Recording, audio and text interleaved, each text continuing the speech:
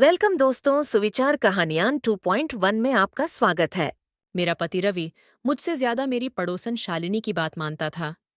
हमारी शादी को 8 साल हो चुके थे और मेरी उम्र अब 32 साल थी, जबकि रवि 35 साल के थे। हमारा कोई बच्चा नहीं था और यही वजह थी कि रवि मेरे साथ अच्छा व्यवहार नहीं करता था। एक दिन रवि ने मुझे घर से निकालने की धमकी दी। तभी शालिनी आ गई और उसने रवि से कहा, उसे कुछ दिन की मोहलत दे दो। रवि ने उसकी बात मान ली और मेरा हाथ पकड़कर मुझे घर के अंदर ले आया, लेकिन उसने मेरा हाथ इतनी जोर से पकड़ा कि मुझे दर्द हुआ। मैं चुपचाप अंदर चली गई। कुछ समय बाद शालिनी ने अपनी नवजात बच्ची को मेरी गोद में दे दिया और बोली, इसे अपनी बेटी समझो। मैंने उसकी बात मान ली और रवि भी यह देखकर खुश हो गया। लेकिन उसी रात शालिनी अपना घर छोड़कर चली गई। मुझे बहुत आश्चर्य हुआ, लेकिन जैसे जैसे वह बच्ची बड़ी हो रही थी, मेरा डर बढ़ता जा रहा था। ये बात सिर्फ मुझे पता थी कि वह बच्ची मेरी नहीं थी। एक दिन रवि ने मुझसे कहा, सुमन, मुझे लगता है कि मुझे दूसरी शादी कर लेनी चाहिए। तुम तो जानती हो, पिछले 8 सालों से मैं तुम्हारे लिए अपनी माँ के सामने नहीं गया। माँ मुझसे नाराज हैं, लेकिन अब मेरी हिम्मत जवाब दे रही है। मैं माँ का सामना नहीं कर पा रहा। सच तो ये है कि मैं भी अपनी औलाद चाहता हूँ। मेरा सूना आंगन मुझे काटने को दौड़ता है। मैं तुम्हें यकीन दिलाता हूँ कि दूसरी शादी के बाद भी मैं तुम्हें पहले जैसा ही रखूंगा। तुम इस घर की मालकिन ही रहोगी। रवि मेरी आंखों में आंखें डालकर दूसरी शादी के लिए भीख मांग रहा था। उसकी बातें सुनकर मेरी हिम्मत टूट गई। मैंने हिम्मत जुटाकर कहा, क्यों नहीं कहते कि तुम्हें अब मुझसे दिल भर गया है? तुम दूसरी औरत चाहते हो जो तुम्हारी जिंदगी को रंगीन बना दे। साथ निभाने वाले तो साथ निभाते हैं, चाहे कितनी भी मुश्किल क्यों ना हो। मेरी बात सुनकर रवि चुप हो गया। मैं मायूस होकर कमरे से बाहर निकल आई। आंगन में बैठकर अपने नसीब पर रो रही थी। आंसू रुकने का नाम ही नहीं ले रहे थे। तभी शालिनी मुझे रोते देखकर मेरे पास आई और बोली, सुमन, क्या बात है? तुम इतना क्यों रो रही हो? मैंने बताया, रवि ने दूसरी शादी की धमकी दी है। वो कहता है कि मैं बांझ हूं, मां नहीं बन सकती, इसीलिए वो दूसरी शादी करेगा। शालिनी ने मुझे समझाया, मेरी बहन, परेशान मत हो, सब ठीक हो जाएगा।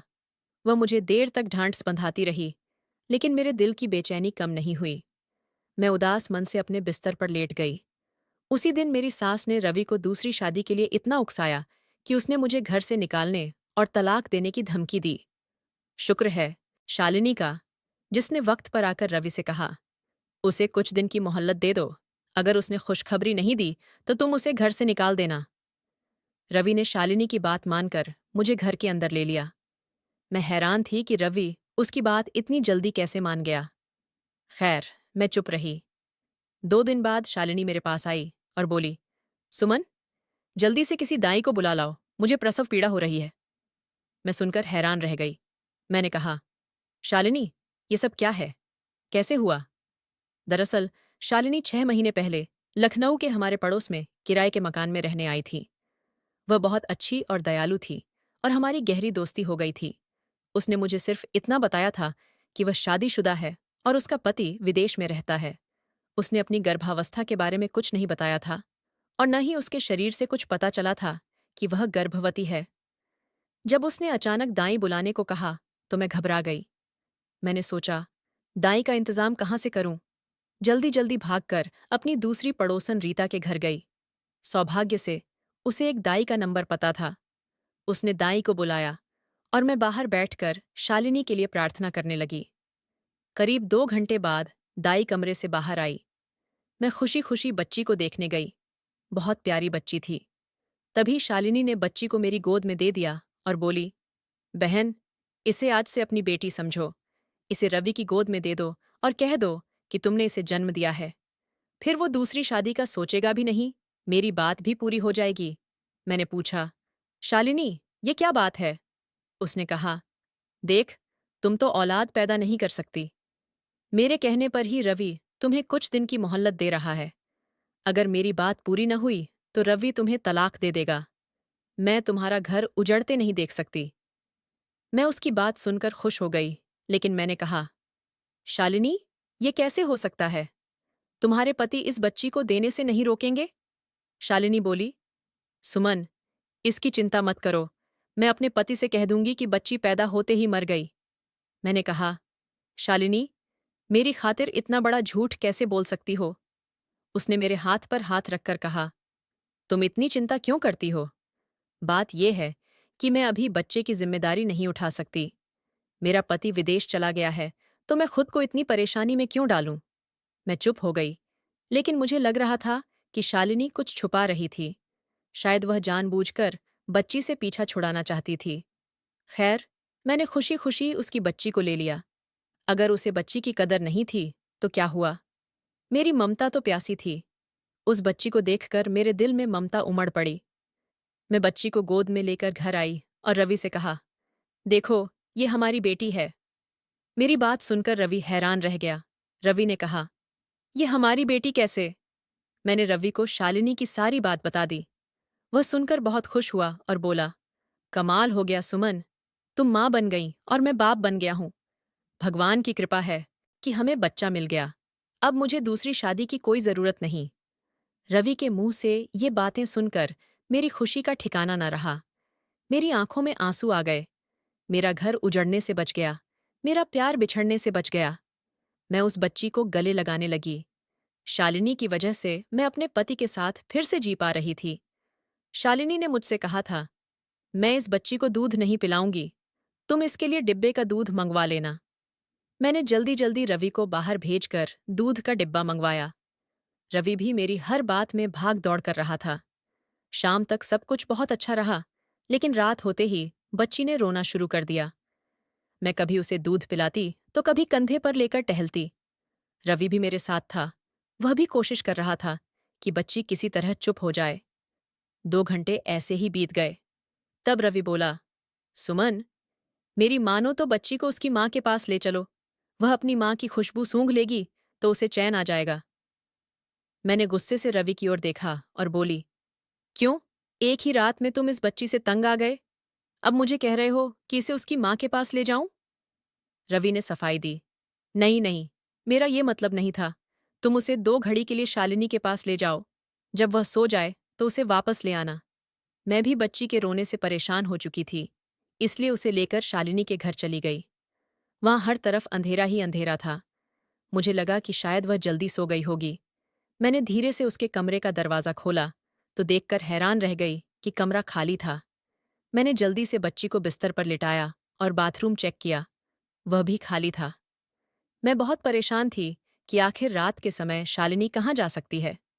इसी सोच में डूबी थी कि मेरी नज़र टेबल पर रखे एक कागज़ पर पड़ी। मैंने जल्दी से उसे खोलकर पढ़ा। उसमें लिखा था, प्यारी सुमन, मैं आज तुम्हें अपनी जिंदगी का सबसे बड़ा राज बताने जा रही हूं।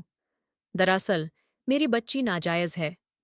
मेरे पति को तो पता ही नहीं कि मेरे गर्भ में कोई बच्चा था। अगर उसे पता चल जाता तो वह मुझे तलाक दे देता और मेरा घर उजड़ जाता। तुम बच्चे के लिए तरस रही थीं, इसलिए मैंने यह बच्ची तुम्हें दे दी और मैं बहुत दूर जा रही हूं। जब मेरी बच्ची बड़ी होगी, तब तुम्हें इसके बाद एक और राज पता चलेगा। तब तुम्हें मुझसे बहुत शिकायत होगी, लेकिन मैं अभी से तुमसे माफी मांगती हूं। मुझे माफ कर देना। ये पत्र पढ़कर मैं स्तब्ध रह गई। शालिनी चेहर से इतनी शरीफ लगती थी, वह ऐसा गलत काम कैसे कर सकती थी? और फिर उसने अपनी नाजायज बच्ची मेरी गोद में दे दी। ये सच है कि मुझे बच्चे की जरूरत थी, लेकिन नाजायज बच्चे की नहीं। मैं तो कब से रवि से कह रही थी कि हम कोई बच्चा गोद ले लें। तब रवि ने मेरी बात को बहुत तवज्जो दी थी और कहा था, सुमन, अगर तुम ये बात न कहती तो मैं किसी ऐसे बच्चे को गोद नहीं लेता जिसके माता पिता का पता न हो। मैंने उसे समझाया था कि हम अपने जान पहचान वालों से बच्चा गोद लेंगे। तब रवि इस बात के लिए राजी हो गया था। लेकिन जब शालिनी ने अपनी बेटी मुझे दी तो रवि ने कोई सवाल नहीं किया, क्योंकि वह शालिनी को एक अच्छी और भली औरत समझता था। उसे शालिनी के चरित्र पर कोई शक नहीं था। बच्ची अब सो चुकी थी। मैं भारी मन से घर लौटी। रवि भी सो चुका था। बच्ची को लिटाकर मैं भी लेट गई, लेकिन नींद नहीं आई। मैं सोच रही थी कि रवि को यह सब कैसे बताऊं। पूरी रात आंखों में ही कट गई। आखिरकार मैंने फैसला किया कि मैं रवि को शालिनी की सच्चाई नहीं बताऊंगी। सुबह हुई तो बच्ची फिर से रोने लगी। रवि बोला, शालिनी को बुला लो, बल्कि ऐसा करो उसे नाश्ता भी दे दो, कहीं उसकी तबीयत तो खराब नहीं हो गई। मैंने कहा, ठीक है, मैं उसकी तबीयत पूछ कर आती हूँ। मैंने बच्ची रवि को दी और खाने की थाली सजाकर शालिनी के घर चली गई। मैंने दरवाज़ा खटखटाया, लेकिन कोई जवाब नहीं आया। मैं जल्दी से वापस लौटी और रवि से बोली, रवि, शालिनी अपने घर में नहीं है। उसका घर खुला है और सामान भी गायब है। रवि हैरान हो गया और बोला, वो कहाँ जा सकती है? मैंने कहा, रात को जब मैं बच्ची को उसके पास ले गई थी, तब वह कह रही थी कि अगर मैं यहाँ रही तो तुम सारी जिंदगी मेरी एहसानमंद रहोगी, इसलिए मुझे यहाँ से चले जाना चाहिए। मैंने सोचा वह मजाक कर रही है, इसलिए कुछ नहीं कहा और वापस आ गई। लेकिन अब जाकर देखा तो वह घर में नहीं है। रवि शालिनी के लिए परेशान हो गया। वह बोला, मैंने आज तक शालिनी जैसी अच्छी औरत नहीं देखी। मैंने दिल से भगवान से दुआ मांगी कि रवि को इस बच्ची की सच्चाई कभी न पता चले। दिन यूं ही गुजरने लगे। हमने बच्ची का नाम रिया रखा था। मैंने उसके सारे कामों के लिए एक नौकरानी रख ली थी। मैं तो बस रिया के साथ खेलती थी या उसे सुलाती थी। मेरी सास अपने दूसरे बेटे के पास गांव चली गई थीं, इसलिए रवि ने नौकरानी रखने पर कोई ऐतराज नहीं किया। मैं बहुत खुश थी। फिर एक दिन मुझे पता चला कि मैं गर्भवती हूँ।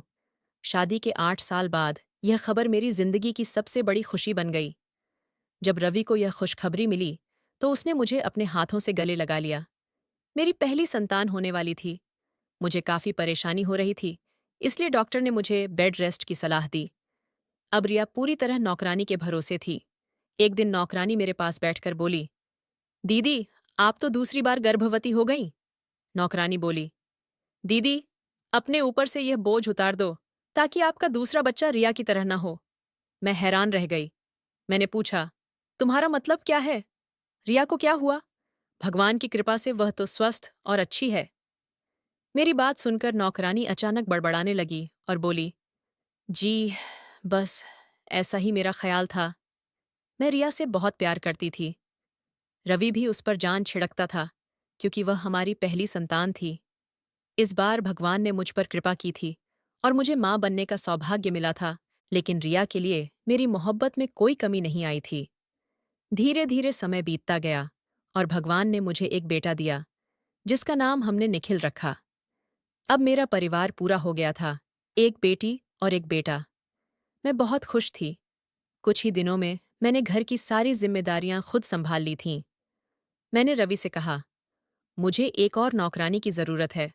अब 2 बच्चे हो गए हैं और काम संभालना मुश्किल हो रहा है। रिया को अभी भी नौकरानी संभालती थी। वह अब 2.5 साल की होने वाली थी और इतनी शरारती थी कि कोई हद नहीं। मजाल है कि वह एक जगह टिककर बैठ जाए। मेरी परेशानी तब बढ़ गई जब नौकरानी के पति का देहांत हो गया। उसके ऊपर गमों का पहाड़ टूट पड़ा और वह काम छोड़कर चली गई। मेरे ऊपर इतनी जिम्मेदारियां आ गई थीं कि मुझे सांस लेने की भी फुर्सत नहीं मिलती थी। 2 बच्चों और घर के कामों के कारण मेरी रवि से लड़ाई होने लगी थी, क्योंकि वह नई नौकरानी ढूंढने में आलस दिखा रहा था। नौकरानी को गए 2 दिन हो चुके थे और मेरे लिए 48 घंटे नौकरानी ढूंढने के लिए बहुत होते हैं। अब तो रिया के काम भी मुझे ही करने पड़ रहे थे। जिंदगी में पहली बार मैं रिया को नहला रही थी, तभी मेरे सामने एक बहुत बड़ी सच्चाई खुलकर सामने आई। मुझे आज समझ आया कि शालिनी अपनी बेटी को छोड़कर क्यों भाग गई थी। उसने क्यों कहा था कि वक्त के साथ एक और राज खुलकर सामने आएगा और उस दिन मुझे माफ कर देना। नौकरानी भी क्यों कह रही थी कि अपने दूसरे बच्चे का भला करो। दरअसल रिया एक किन्नर थी। जब यह सच्चाई मेरे सामने आई तो मैं फूट फूट कर रोने लगी। कई दिनों तक मैंने कुछ खाया पिया भी नहीं। रवि समझा कि मैं सास से नाराज हूं, इसलिए चुपचाप रहती हूं। उसने मेरे लिए नई नौकरानी की व्यवस्था कर दी, लेकिन मैंने नौकरानी को मना कर दिया। मैं नहीं चाहती थी कि रिया की सच्चाई किसी को पता चले। मैं रिया से बहुत प्यार करती थी, शायद अपने बेटे निखिल से भी ज्यादा। रिया ने ही मेरे अंदर की ममता को शांत किया था। उसकी वजह से मेरा घर टूटने से बच गया था। रिया ही मेरी जिंदगी में खुशियां लेकर आई थी। धीरे धीरे मैंने दोनों बच्चों की परवरिश में खुद को झोंक दिया। बच्चे बड़े हो रहे थे। रिया पहले से ही सुंदर थी, लेकिन जैसे जैसे वह बड़ी हो रही थी, उसकी सुंदरता और बढ़ती जा रही थी। मेरा बेटा निखिल अपनी बहन से बहुत नफरत करता था। ये सब देखकर मेरा दिल बहुत दुखता था। मैं निखिल को समझाती तो वह कहता, मम्मी, वह बहुत अजीब है, अजीब अजीब हरकतें करती है। निखिल की बात सुनकर मैं बहुत रोई। मैंने उसे समझाया, निखिल, ऐसा इसलिए है क्योंकि वह अभी छोटी है। धीरे धीरे ठीक हो जाएगी। लेकिन तुम मुझे वादा करो कि तुम अपनी बहन को कभी तंग नहीं करोगे और उसका हमेशा ध्यान रखोगे। मुझे रोता देख निखिल परेशान हो गया। उसने मुझे चुप कराया और वादा किया कि वह रिया का ध्यान रखेगा और उसे हमेशा खुश रखेगा। निखिल की तरफ से मैं संतुष्ट थी, लेकिन रिया को लेकर मैं बहुत परेशान थी। जैसे जैसे वह बड़ी हो रही थी, उसके अंदर बगावत बढ़ती जा रही थी। रिया ने अब 10वीं कक्षा पास कर ली थी। वह अपने बारे में सब कुछ जानने और समझने लगी थी। एक दिन वह रोते हुए मेरे पास आई और बोली, मम्मी, आपने अच्छा नहीं किया। आपने मेरी पहचान क्यों छिपाई? मुझे किसी से छिपाने की जरूरत नहीं। भगवान ने मुझे जैसा बनाया है, मुझे उसी पहचान के साथ जीना है। रिया को इस तरह रोता देख मैं भी फूट फूट कर रो पड़ी। मैंने उसे अपने सीने से लगा लिया। धीरे धीरे रिया का व्यवहार सामान्य होने लगा। लेकिन एक दिन रवि बहुत गुस्से में घर आए और रिया पर थप्पड़ों की बरसात कर दी। मैंने जैसे तैसे रिया को बचाया। मैंने रवि से पूछा, रिया को मारने की वजह क्या है? रवि ने गुस्से में अपना फोन मेरी तरफ बढ़ाया। उसके व्हाट्सएप पर किसी ने एक वीडियो भेजा था जिसमें रिया डांस कर रही थी। रिया ने सोशल मीडिया पर अपना अकाउंट बनाया था और उसमें लिखा था, मैं किन्नर हूं। फोन हाथ में पकड़े मैं दीवार के सहारे खड़ी हो गई। रवि फिर रिया की तरफ गुस्से से बढ़ा और चीखते हुए बोला, तुम्हें इस शब्द का मतलब भी पता है? रिया ने बचपन की तरह जवाब दिया। तभी मैंने आगे बढ़कर रवि से कहा, रवि, ये सच है। हमारी रिया सचमुच किन्नर है। ये सुनते ही रवि के चेहरे पर मौत सा सन्नाटा छा गया। उसे शायद मेरी बात पर विश्वास नहीं हो रहा था। बहुत देर तक वह कुछ बोल ही नहीं पाया। जब वह बोलने की हालत में आया तो बस इतना ही कहा, सुमन, तुम ये क्या कह रही हो? ये झूठ है। मैंने कहा, नहीं रवि, ये सच है। मैं जो कह रही हूं बिल्कुल सच है। तभी रिया बोली, पापा, जब भगवान ने मुझे ऐसा बनाया है तो मुझे इस बात पर कोई शर्म नहीं। अगर आप लोगों को इस बात पर शर्मिंदगी है तो मुझे मेरे जैसे लोगों के पास भेज दीजिए। मैं अपनी पहचान खुद बनाऊंगी, लेकिन अब मैं छुप छुप कर नहीं रहूंगी। ये सुनते ही रवि गुस्से से तमातमा उठे। उन्होंने रिया का हाथ पकड़ा और उसे घर से बाहर निकाल दिया। बोले, ठीक है, जैसी तुम्हारी मर्जी।